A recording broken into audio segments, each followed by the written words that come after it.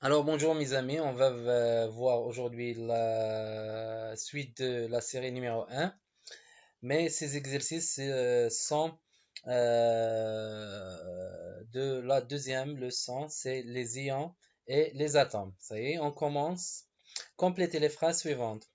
L'atome est constitué d'une partie centrale, c'est donc la partie centrale, c'est le noyau.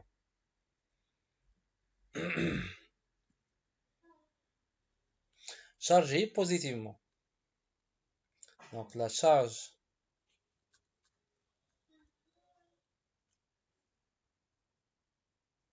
donc chargé positivement, entouré par des électrons.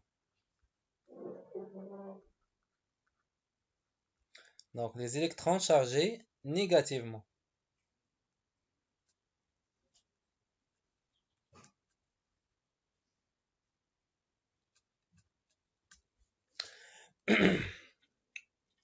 Alors, pour la deuxième phrase, les tournent autour des noyaux formant un. Alors, ce sont les électrons. Les électrons, donc, tournent autour des noyaux formant un nuage électronique. Un nuage électronique.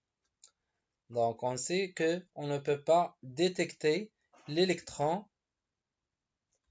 et on ne peut pas savoir sa position, mais on a tout simplement la probabilité de l'existence, ces points, ce sont la probabilité d'existence des électrons. Donc on dit qu'on a un nuage électronique. Donc on a ici, c'est le nuage électronique. L'ion provient d'un atome qui a cédé au reçu un ou plusieurs électrons. Alors, l'ion provient d'un atome d'un atome. L'ion qui provient d'un atome, on l'appelle un ion monoatomique. Donc, monoatomique. J'écris ici mono.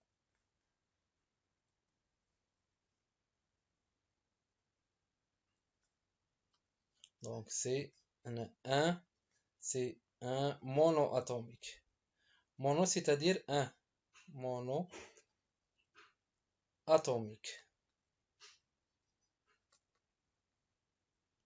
Ça y est. Donc, monoatomique. L'ion monoatomique provient d'un atome qui a cédé ou reçu un ou plusieurs électrons.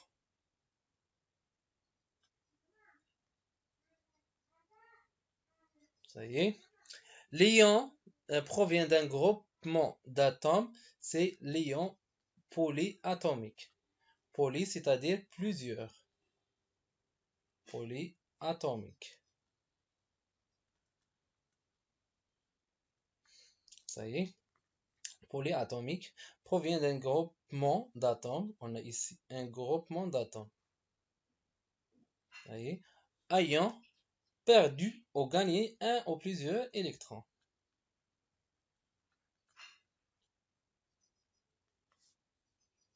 OK. On passe compléter le tableau suivant. Alors, l'atome, c'est le cuivre, le silicium, l'aluminium et,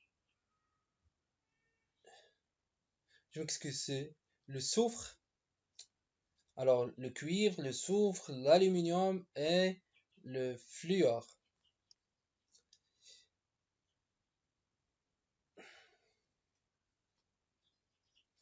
Alors, pour, donc on a l'atome, le cuivre, le soufre, l'aluminium et le fluor. Alors, le numéro atomique aussi, donc on a complété le tableau suivant. L'atome et l'ion. Alors, on a ici pour l'atome. Donc, pour la charge du noyau, c'est en général, on dit plus Z fois E. Pour les électrons, c'est moins Z fois E. Donc, ici, Z, c'est 29. Donc, le numéro atomique de cuivre, c'est 29. Donc, moins ZE, moins 29 E fois E. C'est-à-dire fois E. OK? Donc, le nombre d'électrons. Donc, ici, on a le nombre d'électrons, c'est Z, ou bien de charge positive. Donc, l'atome de cuivre. Donc, si on compare 29 à 27, donc 29, c'est 27 plus 2. Donc, il a perdu combien? Il a perdu 2 électrons. Donc, de 29 à 27, il a perdu 2 électrons. Alors, il devient Cu de plus. Cu de plus. De plus, c'est-à-dire, il a perdu 2 électrons.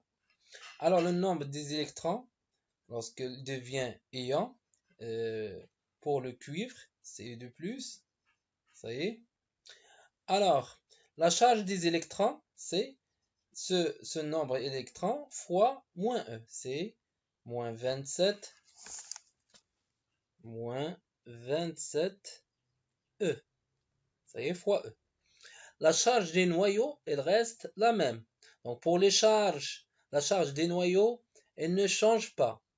Soit l'ion perd ou bien gagne des électrons. Soit l'atome perd ou bien gagne des électrons. Donc la charge des noyaux, elle reste la même. C'est plus 29 E. 29, je m'excuse, c'est 29 fois E. Donc E, c'est la charge élémentaire, est égale à 1,6 fois 10 à la puissance moins 19. Formule de l'ion, on a déjà dit, c'est Cu de plus, parce qu'il a perdu 2 électrons. Perdu, on dit plus, gagné, moins, car elle perd. Oui, la charge de l'ion, on prend ça, vous savez, c'est plus E, plus 2E, plus 2E. On prend ce nombre et on multiplie fois E. Alors, on a le soufre, c'est 16 électrons. Donc, la charge, c'est moins Z, donc moins 16 fois E, plus 16 fois E. Alors, la charge d'ion, c'est moins 2E, c'est-à-dire que le soufre gagne 2 électrons. Donc, gagne, c'est-à-dire 2 moins. Ça y est. Alors, elle gagne 2 électrons. On a ici le nombre des électrons, c'est 16, plus 2 est égal à 18. Donc, l'ion de S2-, elle gagne 2 électrons. Donc, le nombre d'électrons de l'ion, c'est 18. 16 plus 2. Alors, la charge des électrons de l'ion, c'est moins 18 fois E. Pour la charge du noyau, elle reste la même. Ça y est, donc il ne change pas. Donc c'est plus 16E. Plus 16 fois E. Pour la formule, c'est S2-. Ça y est. S2- et moins E, moins 2E. Pour l'aluminium, donc plus 13, c'est Z, c'est 13. Alors, c'est 13 électrons. Moins 13E. Ça y est, Al3+, il a perdu 3 électrons. Donc, perdu 3 électrons, c'est donc 13 moins 3. C'est 10. On a ici moins 10 E. Ici, mais donc ne change pas, c'est plus 13 fois E. Ça y est, soit on fait point ou bien fois. C'est la même chose. Donc 3 plus, c'est-à-dire plus 3E. Toujours on prend la charge des électrons de c'est un 10. Donc 3 plus c'est plus 3E. 2 moins c'est moins 2E. 2 plus c'est plus 2E. On passe. Alors on a moins 7 fois E. F c'est le fluor.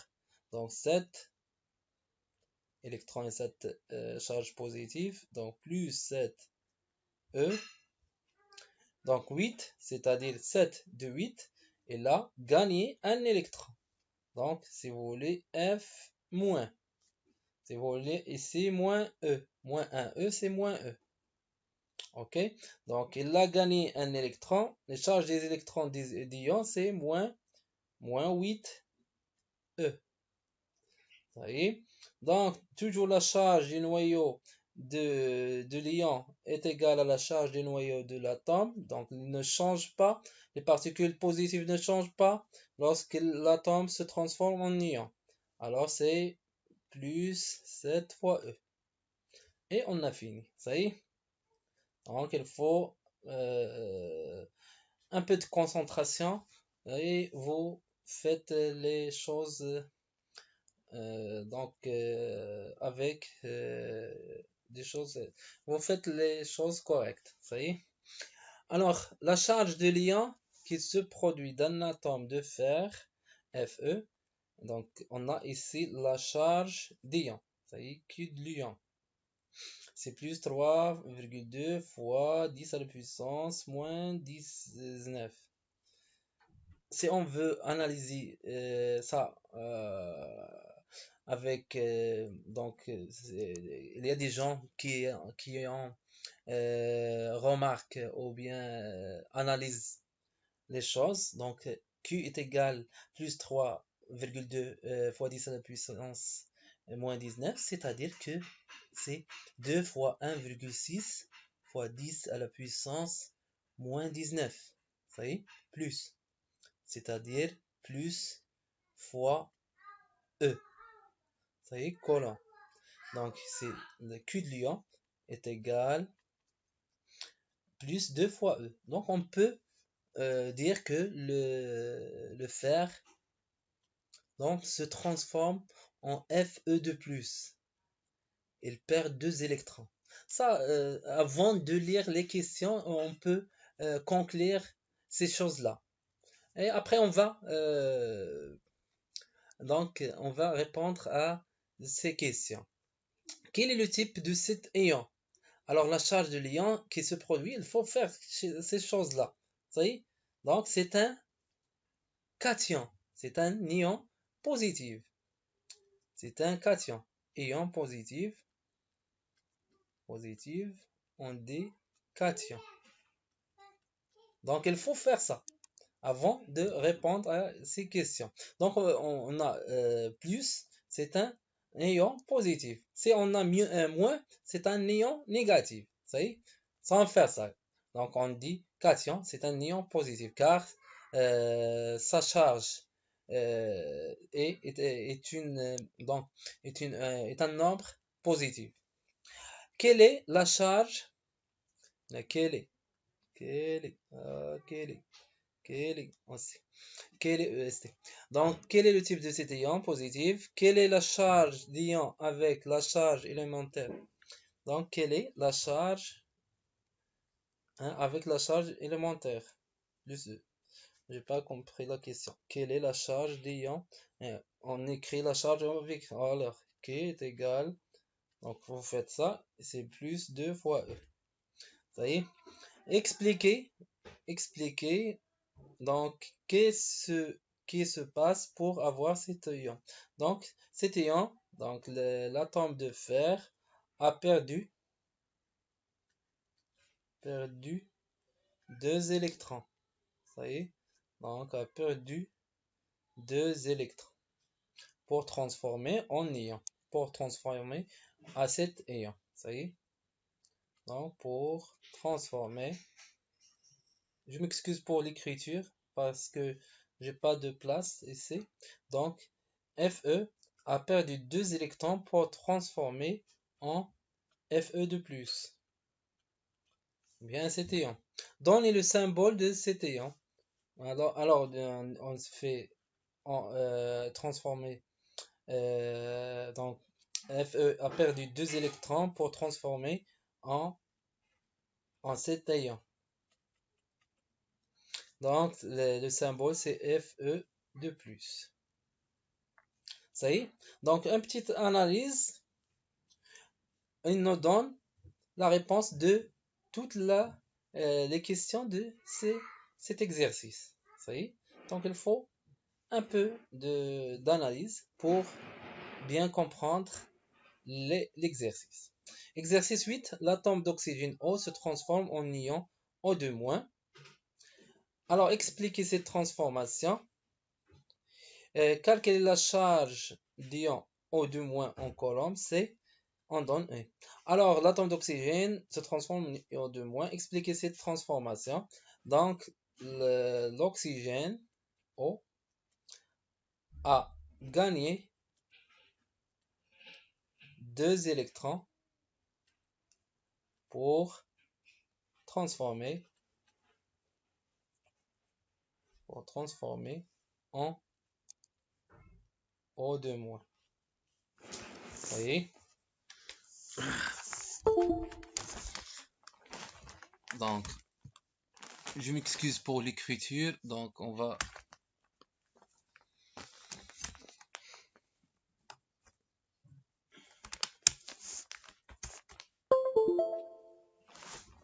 Donc, je veux...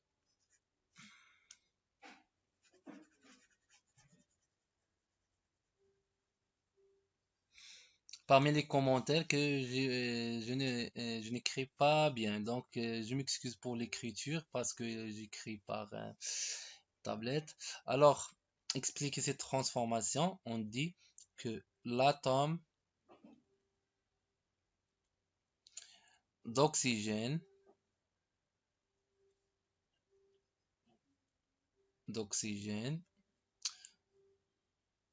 a gagné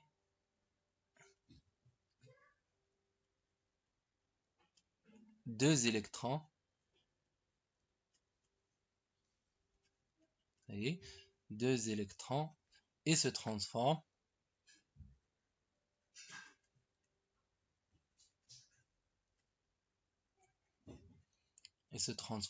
en O2-. Alors, calcule la charge de ion de O2- en coulomb C. Donc, la charge de l'ion est égale, toujours on prend ce signe, c'est moins de E, moins fois, donc moins de E, c'est moins 2 fois 1,6 fois 10 à la puissance moins 19 coulombs. C'est moins 3,2 fois 10 à la puissance moins 19 coulombs. Ça y est. Donc, on a ici. Alors, l'exercice 9, parmi les ions Fe3+, NO3-, SO4+, SO4-, H3O+, O2-, OH-, Ag+, Ce2+, HCO3, Na+, Al3+, MnO4-, CO3-2-, K+. Donc, les cations, les anions polyatomiques et monoatomiques. Cations. Donc, les cations monoatomiques Fe3+. Ça y est, donc H3O, H3O+, c'est polyatomique. Ag+, mono. C2+, mono. Na+, mono. Attention, A, c'est pas un autre atome, c'est le symbole qui est la lettre suivie minuscule, c'est-à-dire lorsqu'on on remarque que A minuscule c'est un atome, Na c'est l'atome de sodium, Cu c'est l'atome de cuivre, Ag c'est l'atome d'argent, le fer, ça y est, Al3+, c'est l'atome de l'aluminium, donc K+. Ça y est, donc, ok, ok. Alors, NO3-, c'est un anion. NO3-.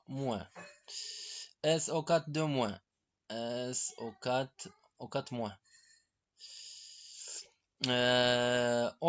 O2-, donc monoatomique.